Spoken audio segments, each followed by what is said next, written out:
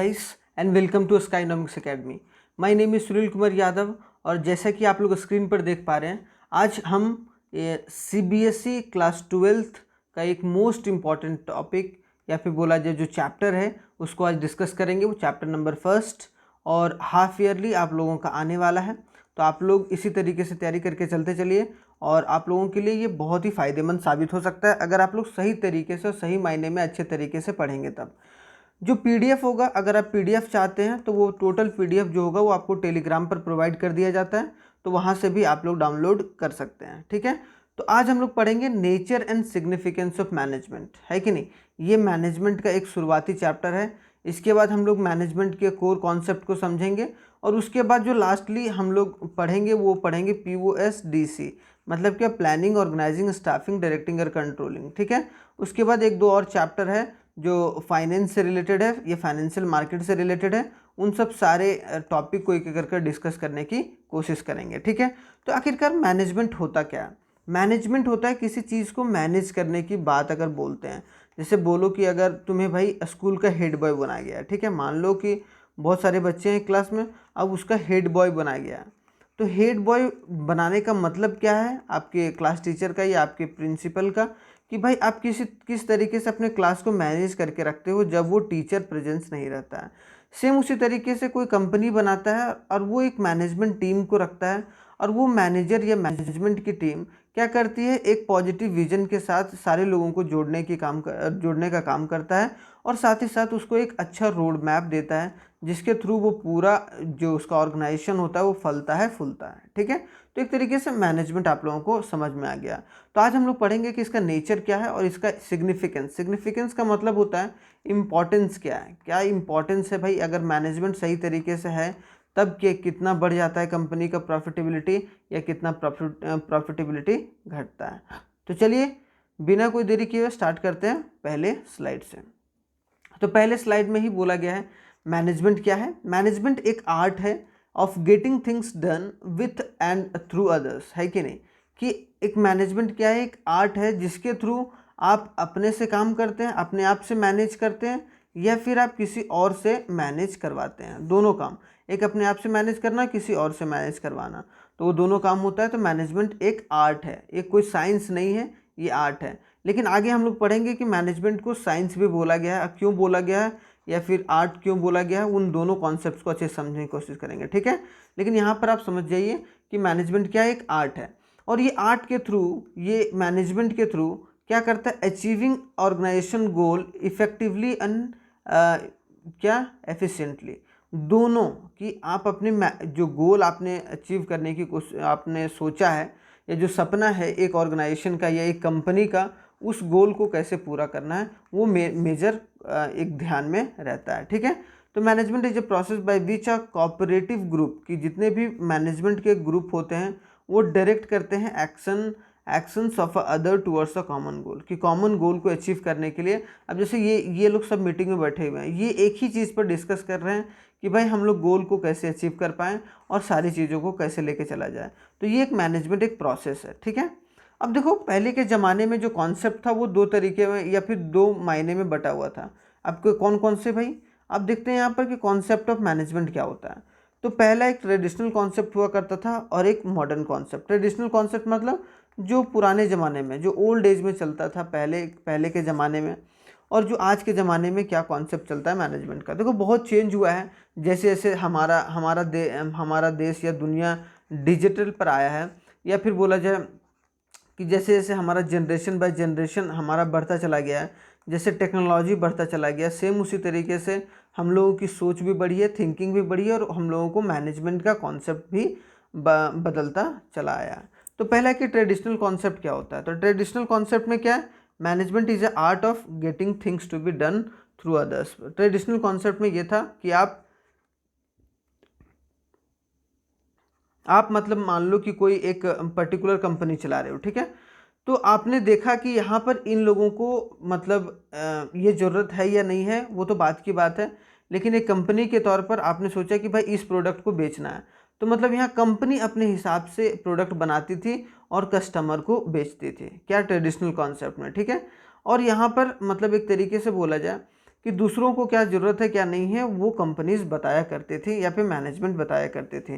लेकिन modern concept में क्या डिफाइन किया गया कि एम किया जाने लगा कि अचीविंग गोल एफिशिएंटली और इफेक्टिवली, दोनों तरीके से, कि हम लोग किस तरीके से मैनेजमेंट करें ताकि एक ऑर्गेनाइजेशन किस तरीके से बढ़े। तो आज के ज़माने में क्या है, आज के ज़माने में मेन इंपॉर्टेंट काम क्या है कि कस्टमर को किस तरीके से सेटिस्फाई किया जाए, कस्टमर जैसा गुड्स मांग रहा है वैसा गुड्स कैसे प्रोवाइड किया जाए, और दोनों तरीके से एफिशिएंटली और इफेक्टिवली। अभी हम लोग आगे अगले वाले स्लाइड में समझने की कोशिश करेंगे कि एफिशिएंसी और इफेक्टिवनेस में क्या अंतर है, ठीक है। तो उन सब दोनों कॉन्सेप्ट को समझेंगे। यहाँ पर आप लोग समझ गए होंगे कि एक का ट्रेडिशनल कॉन्सेप्ट क्या था और मॉडर्न कॉन्सेप्ट। मॉडर्न कॉन्सेप्ट में जो ऑप्टिमम यूज़ करके कंज्यूमर को कैसे ज़्यादा से ज़्यादा सेटिस्फाई किया जाए, मतलब कंज्यूमर ओरिएंटेड ज़्यादा रहता था। और इस जो पहले वाले में था वहाँ पर क्या है कि जो प्रोड्यूसर था वो अपने हिसाब से प्रोडक्ट बना के बेचता था, ठीक है। तो ज़्यादा वहाँ पर कॉन्सेप्ट ये चलता था। तो आई होप सो यहाँ तक समझ में आ गया होगा। अब जो नेक्स्ट वाला ये जो हमारा है, जैसा कि मैंने अभी बताया था कि इफ़ेक्टिवनेस और एफिशिएंसी में दोनों में मेजर अंतर क्या है, उनके कॉन्सेप्ट्स को पढ़ने की कोशिश करेंगे। तो देखो एफिशिएंसी क्या होता है। एफिशिएंसी मतलब होता है क्षमता, मतलब completing the work at a low cost. मतलब मान लो कि एक पर्टिकुलर बंदा है, ठीक है, एक पर्टिकुलर बंदा है, वो क्या कर रहा है कि 5 घंटे में 5 आवर्स में वो क्या कर रहा है 10 पेंसिल्स बना पा रहा है, ठीक है। तो अगर हम लोग 10 पेंसिल्स बना रहा है लेकिन उसका दाम कितना है, उसका दाम मान लो कि 5 रुपीज़ पर पेंसिल है, 5 रुपीज़ पर पेंसिल उसे मतलब वो कर पा रहा है, मतलब उतने में मैन्युफैक्चर कर पा रहा है, एक एग्जांपल ले रहे हैं। लेकिन अगर यही बंदा अब 5 घंटे में 5 आवर्स में अगर 10 पेंसिल बना रहा है और उसका कॉस्टिंग अगर वो 4.5 रुपया कर दिया, 4.5 रुपीज़ कर दिया, इसका मतलब क्या किया, ये लोअर कॉस्ट में बना रहा है। तो इसको, इस कंपनी को, जो ये बंदा काम कर रहा है, तो वो जिस कंपनी में काम कर रहा होगा वो कंपनी को ज़्यादा से ज़्यादा फ़ायदा होगा, है कि नहीं। यहाँ तक मतलब क्या, कोई भी वर्क को अगर कंप्लीट किया जा रहा है एट अ लोअर कॉस्ट और लो कॉस्ट को ज़्यादा तवज्जो करके, तो उसको क्या बोलेंगे, एफिशिएंटली वो काम किया जा रहा है, ठीक है। लेकिन doing a task correctly, correct करना है, and at a minimum cost through the optimum utilisation of resource, कि रिसोर्स कम से कम इस्तेमाल करके ज़्यादा से ज़्यादा कैसे हम लोग कॉस्टिंग कम कर सकें, ठीक है। तो वो क्या हो गया, एफिशिएंसी हो गया। देखो एफिशिएंसी का मतलब डूइंग थिंग्स राइट, कि जो भी आप काम कर रहे हो वो सही तरीके से कर रहे हो कि नहीं कर रहे हो। अब आता है क्या, इफेक्टिवनेस। अब इफेक्टिवनेस होता है completing the work on time, effective कर रहा है। जैसे मान लो कि वो आपको एक प्रोजेक्ट दिया गया है, ठीक है, एक प्रोजेक्ट दिया गया है कि भाई आप 2 दिन में पूरा करके दो, 2 डेज में पूरा करके दो। आपने पूरा 2 दिन में पूरा प्रोजेक्ट करके तैयार करके आप अपने बॉस को अब दे दिए। इसका मतलब क्या हो गया कि आप काम जो कर रहे हो वो आप इफेक्टिवली या फिर इफेक्टिवनेस से कर रहे हो, ठीक है, इफेक्टिवली कर रहे हो। तो इफेक्टिव मतलब क्या, वर्क ऑन टाइम, मतलब डू द राइट थिंग्स, या थिंग्स राइट है कि डूइंग थिंग्स राइट, चीज़ों को ठीक से करना, ये ठीक है, डूइंग द राइट थिंग्स, और अच्छा चीज़ करना, मतलब अच्छे समय पर सारा काम करना। तो वो क्या हो गया, एक तरीके से हम लोग इफेक्टिवनेस बोलेंगे, ठीक है। Although efficiency and effectiveness are different yet they are interrelated. देखो दोनों डिफरेंट है लेकिन क्या दोनों का रिलेटेड है। और वो किस वजह से रिलेटेड है, क्योंकि ये दोनों क्या करता है, मैनेजमेंट को बैलेंस करने की बात करता है, कि मैनेजमेंट एक अच्छा कब होगा, जब दोनों अच्छे तरीके से वर्क करेगा, जब इफ़ेक्टिवली काम करेंगे और एफिशिएंटली काम करेंगे। अगर दोनों ये कंपनी में हो रहा है, इसका मतलब क्या, वो कंपनी की मैनेजमेंट बहुत अच्छी है। तो आई होप सो ये पूरा अच्छे तरीके से कंप्लीट हो गया होगा। अब आते हैं क्या, कैरेक्टरिस्टिक्स ऑफ मैनेजमेंट, कि मैनेजमेंट का क्या कैरेक्टरिस्टिक्स है, मतलब क्या एक तरीके से गुण बोल लें, फीचर्स बोल लें, तो वो सब सारी चीज़ें क्या है। तो मैनेजमेंट क्या होता है कि गोल ओरिएंटेड प्रोसेस होता है, कि मतलब मान लो कि कोई अचीव करना है, to achieve already specific and desired objective a proper utilisation of available resources. हमेशा गोल के हिसाब से काम होता है। आप लोग मान लो कि कोई कंपनी है, उसका कोई गोल ही नहीं है, तो उसका मतलब क्या, मैनेजमेंट सही तरीके से काम नहीं कर रहा है, ठीक है। तो ये बात समझ में आना चाहिए। तो मैनेजमेंट हमेशा गोल ओरिएंटेड होता है, परवेसिव होता है। परवेसिव का मतलब क्या, it is universal in nature, हर जगह जो होता है वो हर टाइप में वो अडेप्टेबिलिटी होनी चाहिए। जो भी, जैसे कि it is use in all types of organization, हर एक ऑर्गेनाइजेशन में इसका यूज होता है, चाहे वो ऑर्गेनाइजेशन कैसा भी हो, लेकिन वहाँ पर मैनेजमेंट होता ही होता है। चाहे वो इकोनॉमिक हो, चाहे वो सोशल हो, चाहे वो पॉलिटिकल हो, चाहे वो साइज़ में बड़ा हो, नेचर में हो, लोकेशन पर हो, कहीं लेवल पर कहीं पर हो, हर जगह जो रहता है वो मैनेजमेंट की ज़रूरत पड़ती है। मतलब क्या ये परवेसिव इन नेचर है, मतलब हर तरीके में या हर कोई भी चीज़ आप काम कर रहे हो उसमें आपको मैनेजमेंट की ज़रूरत पड़ेगी। क्लियर।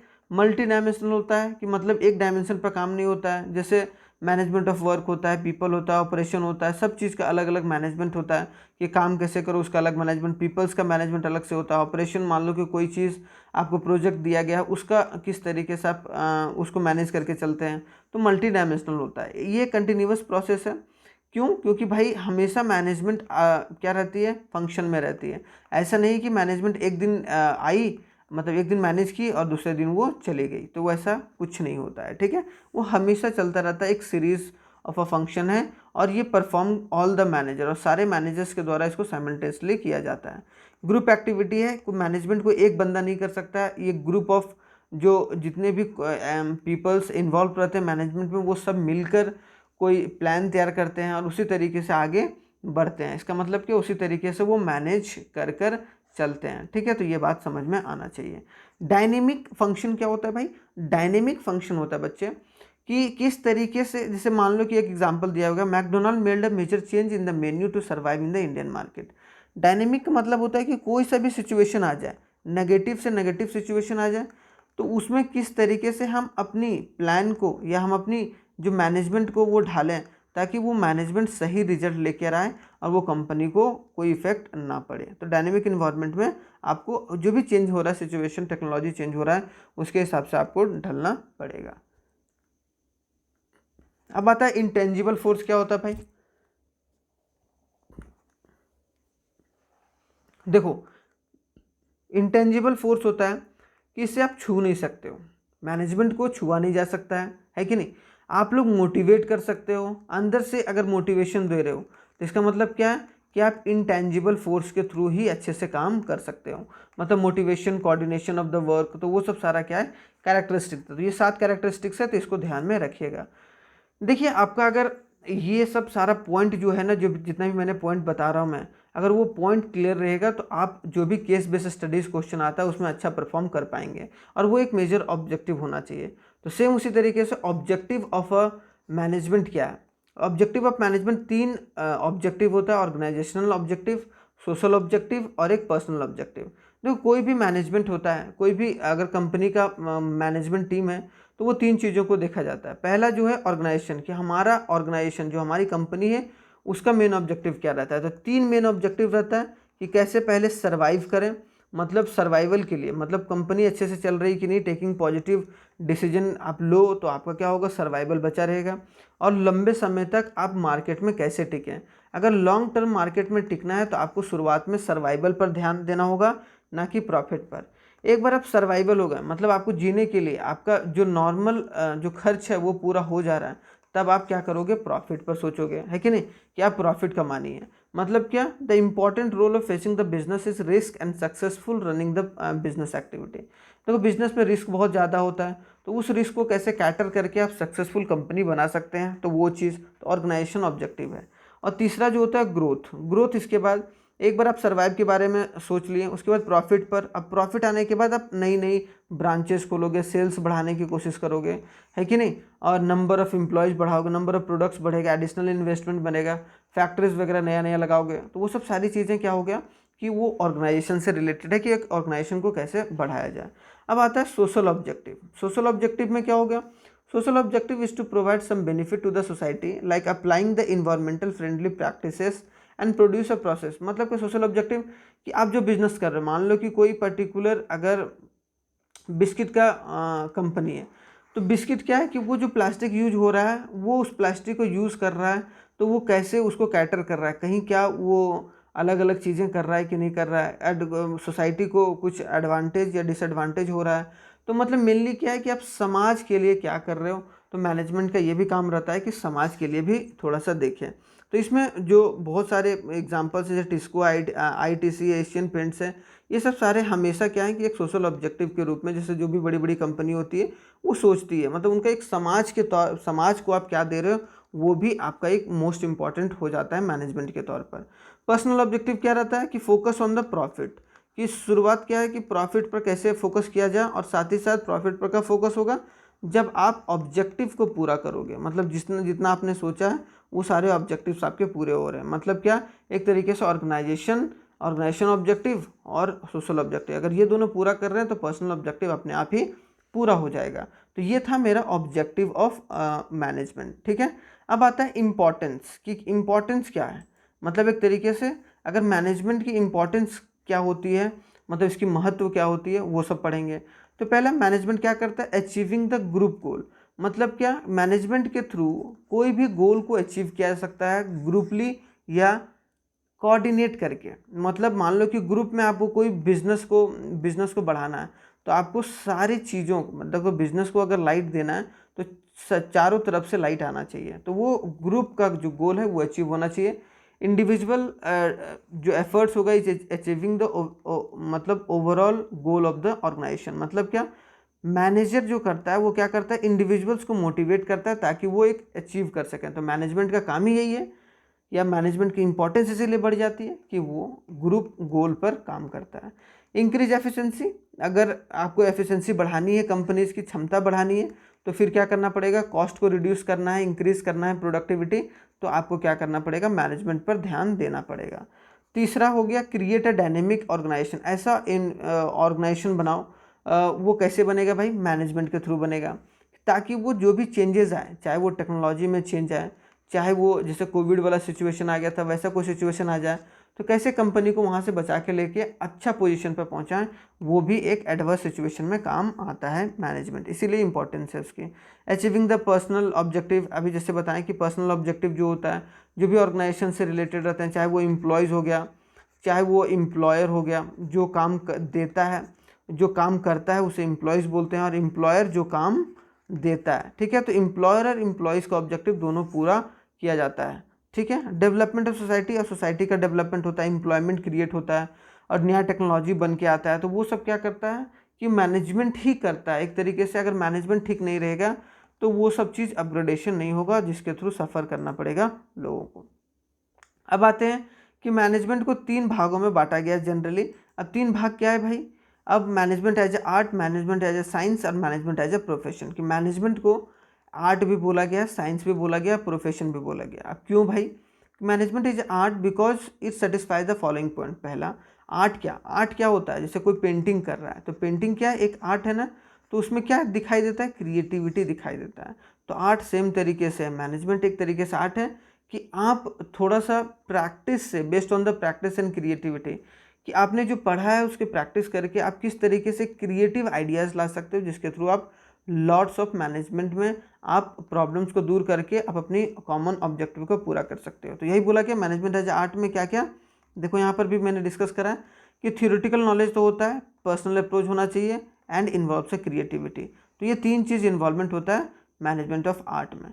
अब आता है कि मैनेजमेंट एज अ साइंस क्या है भाई। साइंस में देखो हर चीज़, जैसे मान लो कि H2O, हाइड्रोजन प्लस ऑक्सीजन को मिलाकर क्या वाटर बनता है कि नहीं, तो ये एक साइंस है। मतलब क्या, आप हाइड्रोजन और ऑक्सीजन मिलाओगे तभी वाटर बनेगा। सेम उसी तरीके से कुछ कुछ चीज़ें होती है वो सिस्टमैटिक तरीके से चलती हैं, वो मैनेजमेंट सिस्टमैटिक तरीके से कर कर चलती है।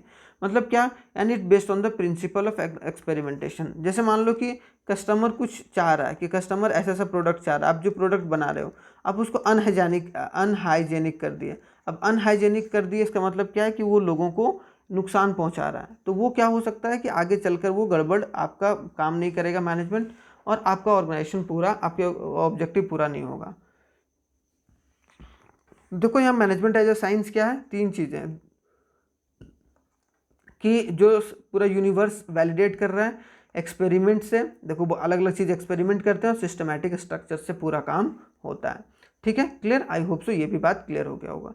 अब ये प्रोफेशन क्यों है, क्योंकि देखो जहाँ भी प्रोफेशन का नाम आता है, आप लोग 11th में पढ़े होंगे, प्रोफेशन क्या होता है, प्रोफेशन होता है स्किल से रिलेटेड। ठीक है, स्किल से होता है, नॉलेज से होता है। तो देखो ये दोनों चीज़ें इंपॉर्टेंट होता है। It does not meet the exact criteria of the profession, it does have some features of profession. देखो पूरा तो नहीं होता है कि हम लोग नहीं बोल सकते हैं कि मैनेजमेंट पूरा प्रोफेशन ही है, लेकिन इसके लिए आपको स्किल्स आनी जरूरी है और आपको नॉलेज होना ज़रूरी है। ठीक है, आप मैनेजमेंट में हो तो आपको प्रॉपर कुछ कुछ चीज़ें पता होना चाहिए कि क्या क्या चीज़ होना चाहिए। जैसे क्या है यहाँ पर बोला जाए कि फॉर्मल एजुकेशन, आप एजुकेटेड होने चाहिए ताकि आपको सोसाइटी के बारे में पता हो। रेस्ट्रिक्टिव एंट्री, एंट्री ऐसा नहीं है कि कोई भी प्रोफेशन में घुस जाएगा मैनेजमेंट के। और कोड ऑफ कंडक्ट, कुछ आपका जो होगा रूल्स एंड रेगुलेशन होगा, उसके हिसाब से चलना होगा।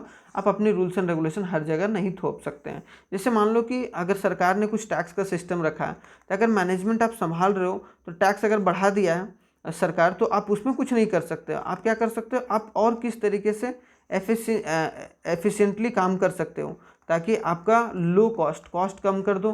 अब कॉस्ट कम करने का मतलब ये नहीं है कि आप क्या करो, छेड़खानी कर दो प्रोडक्ट से, तो आपका साइंस गड़बड़ हो जाएगा, और साइंस गड़बड़ हो जाएगा तो आपका आर्ट काम नहीं आएगा। तो ये चीज़ें हैं जो हम लोग पूरे अच्छे तरीके से पढ़ें कि मैनेजमेंट को आर्ट कैसे बोलते हैं, साइंस कैसे बोलते हैं, प्रोफेशन क्यों बोलते हैं। तो थैंक्स फॉर वॉचिंग, और बहुत बहुत धन्यवाद आप लोगों का यहाँ तक देखने के लिए, अगर आप लोग देखे होंगे तो। और यहाँ हमारा टेलीग्राम है, एक बार फिर से मैं बता दे रहा हूँ। तो टेलीग्राम पर जाकर जो पीडीएफ होगा, वो इस पर्टिकुलर पीडीएफ जो भी होता है उसको प्रिंट आउट करा के आप लोग पढ़ सकते हैं और नोट्स रख सकते हैं।